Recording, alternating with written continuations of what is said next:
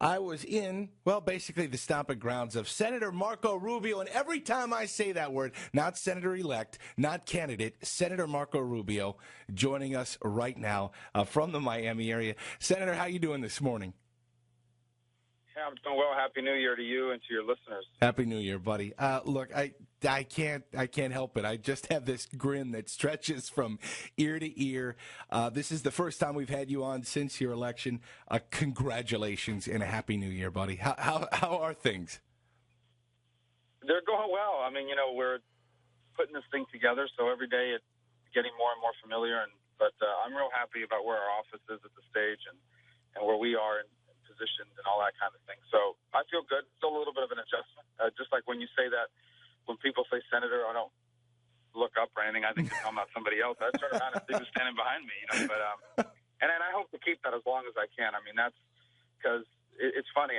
My dad grew up when I was growing up. My dad was a bartender. No one went around calling him bartender Rubio. I mean, senator's my job. It's not who I am. So, but anyway. That said, Senator, let me, well, if you prefer, I'll call you Marco all day, whatever you want. That said, you do have to, as we always say here on Daybreak, you got to crack your knuckles and get to work here. I know you've got a heck of a lot on your plate. One of the first things, we have a debt ceiling vote that you're looking at. Where do things stand with that, and where do you stand?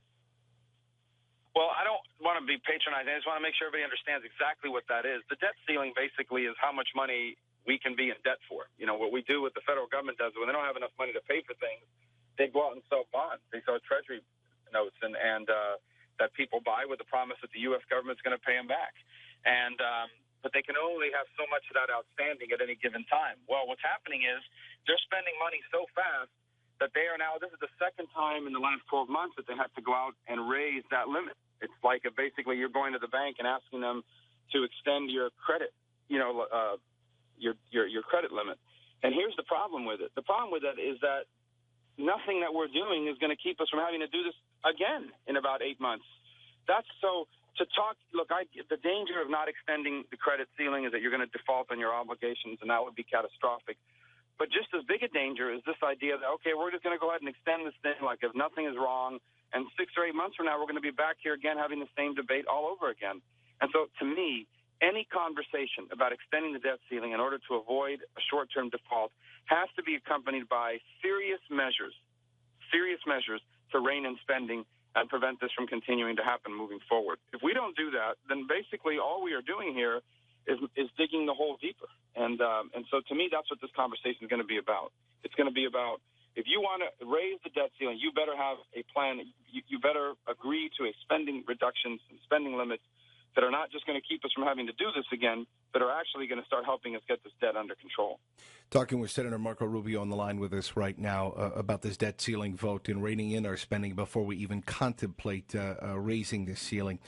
The other thing, too, Senator, that you're going to be looking forward to right now are these committee assignments. And that's where you then begin to have a powerful voice, if you will, in certain segments of American policy.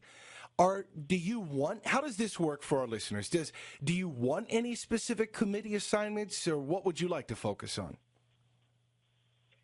Well, here's the process, the way it works, basically, is they kind of just ask you what your interests are, but ultimately you don't have a lot of choice in it. If you're, the Senate is built on seniority, and the longer you've been there, the more power and influence you have. So, I don't have a lot of seniority. I think I'm like number 96 out of 100.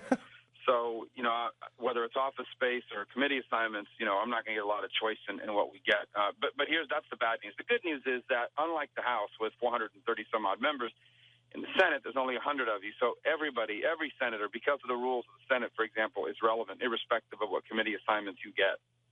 And so I intend to be involved in all these major issues, whether it's the debt ceiling or tax policy or foreign policy or global terrorism. I intend to be involved in all of these issues, whether I'm on a committee that deals with them or not. And I think that's one of the advantages of being in the Senate as opposed to the House.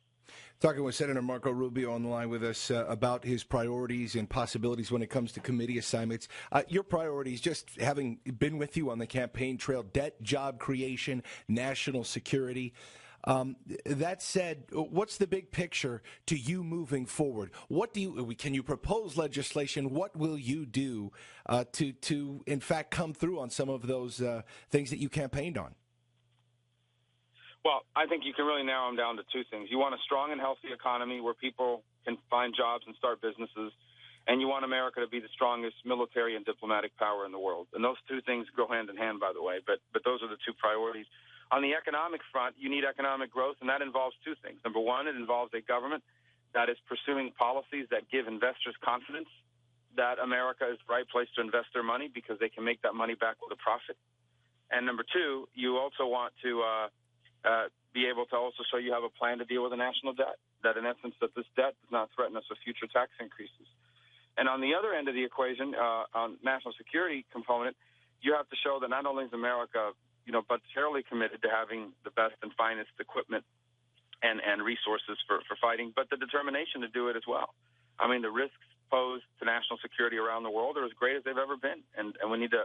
And when America doesn't play a leadership role in that, it creates a vacuum and quite frankly, creates a situation that opens it up for other third-rate players to try to exert influence in a negative way towards us and towards our interests in the world.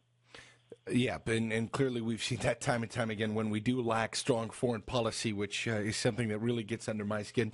Marco, wrapping up here, I'd ask you, and I do it almost in a joking way, but 2012 is already being discussed.